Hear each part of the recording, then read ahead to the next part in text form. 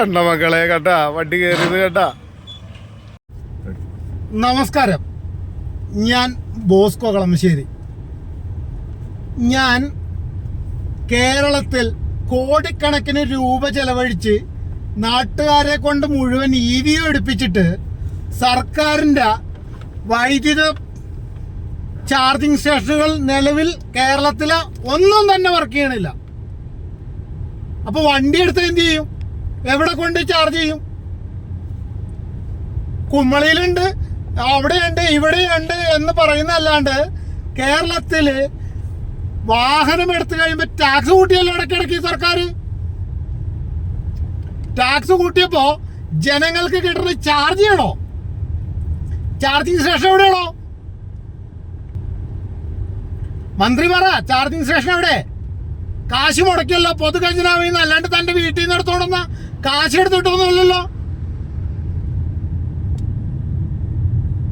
അല്ലെങ്കിൽ ഏതെങ്കിലും കാട്ടുകള്ളന്മാരെ കുടുംബസ്വത്തിൽ നിന്ന് കട്ടൊന്നുമില്ലല്ലോ.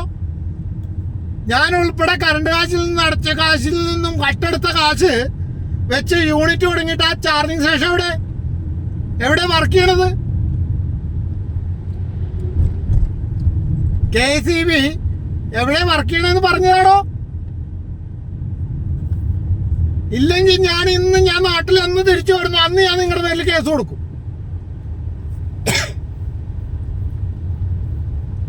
കേരളത്തിൽ വണ്ടി വിൽക്കാൻ എന്ത് ഇൻട്രസ്റ്റ് ആയിരുന്നു EV മുതലാളിമാർക്ക്? ഈ റൂട്ടിൽ എവിടെ ചാർജിങ് സ്റ്റേഷൻ ഉള്ളത്? തല കുത്തിയും കിടന്നും മറിഞ്ഞും എല്ലാം നോക്കി ചാർജിങ് സ്റ്റേഷൻ മാത്രമില്ല. പെട്രോൾ പമ്പുകളുണ്ടല്ലോ മുട്ടിന്. അതിൽ നിന്നാവുമ്പോ നിങ്ങൾക്ക് കമ്മീഷൻ ഉണ്ടല്ലോ അല്ലേ? ഭരിക്കുന്ന പാർട്ടിക്കും പ്രതിപക്ഷത്തിനും കേന്ദ്രം ഭരിക്കുന്ന പാർട്ടിക്കും എല്ലാത്തിനും അതിൽ നിന്ന് വിഹിതം ഉള്ളതുകൊണ്ട് പമ്പുകൾ മുട്ടിന്. പിന്നെ എന്തിനാ ഇലക്ട്രിക് വെഹിക്കിൾ വിറ്റത്? ഇലക്ട്രിക് വെഹിക്കിൾ വിൽക്കാൻ വേണം ചാർജിങ് സ്റ്റേഷൻ ആയിട്ട് സ്ഥാപിക്കാനും പറ്റൂല. പിന്നെ ടാക്സ് കൂട്ടിയെന്തിനാ? ഈ വണ്ടി റോട്ടിൽ കിടക്കട്ടെ, അപ്പം കാണിച്ചു തരാം വിവരം. 58 കിലോമീറ്റർ കൂടി ഓടും. 22% ചാർജ്, 58 കിലോമീറ്റർ ഡിസ്റ്റൻസും പറയുന്നുണ്ട്. ഇത് കഴിയുമ്പോൾ ഞാൻ കൊണ്ടേ കേസ് കൊടുക്കും. വണ്ടി എവിടെ ഇടുന്നോ അവിടെ ഞാൻ ഇട്ടിട്ട് ഞാൻ കൊണ്ടേ കേസ് കൊടുക്കും. ആ ചാർജിങ് സ്റ്റേഷൻ ഇല്ലെന്ന് നിലവിൽ കേരളത്തിൽ ഒരിടത്തും KCB ചാർജിങ് സ്റ്റേഷൻ വർക്ക് ചെയ്യില്ല. കണ്ണായ സ്ഥലങ്ങളെല്ലാം KCB അറ്റാച്ചും ചെയ്തു വെച്ചിടും. മന്ത്രിയുടെ പേർക്ക് പതിച്ചു കൊടുക്കാത്തതുകൊണ്ടാണോ ചാർജിങ് സ്റ്റേഷനുകള്? അതോ മന്ത്രിക്ക് കാശ് കിട്ടാത്തവ, കാശ് തരുന്നവ ഏറ്റവും കൂടുതൽ കാശ് തന്നത് ആർക്കാണോ? അവന് പതിച്ചു കൊടുക്കാൻ വേണ്ടിയിട്ടാണോ? പണ്ടേ KCB എന്ന് പറഞ്ഞ ഉടായിപ്പിന്റെ ഉസ്താക്കന്മാരാണ്. അതിനകത്തിരിക്കുന്ന മന്ത്രിയും കള്ളനാണ്, അതിനിരിക്കുന്ന ബാക്കി ഉദ്യോഗസ്ഥന്മാരും കള്ളന്മാരാണ്. അഴിമതിയും കുംഭകോണവും മറ്റതാണ്. നല്ലൊരു പോലീസ് ഉദ്യോഗസ്ഥൻ തലപ്പത്ത് വന്ന ഇതിനകത്തുള്ള മറ്റേ പഴയ കാലിത്തീറ്റ കുംഭകോണം ഉണ്ടല്ലോ, അതിലും വലിയ കുംഭകോണമായിരിക്കും ഇതിനകത്ത്.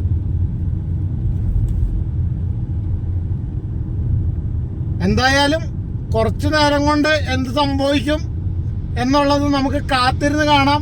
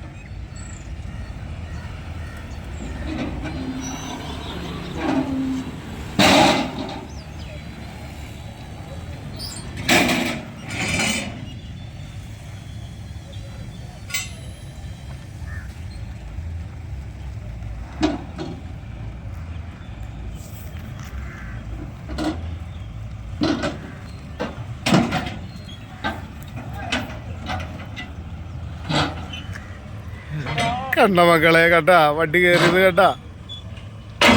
ഒരു അമ്മണ്ടം പണി കിട്ടിയതാണ്.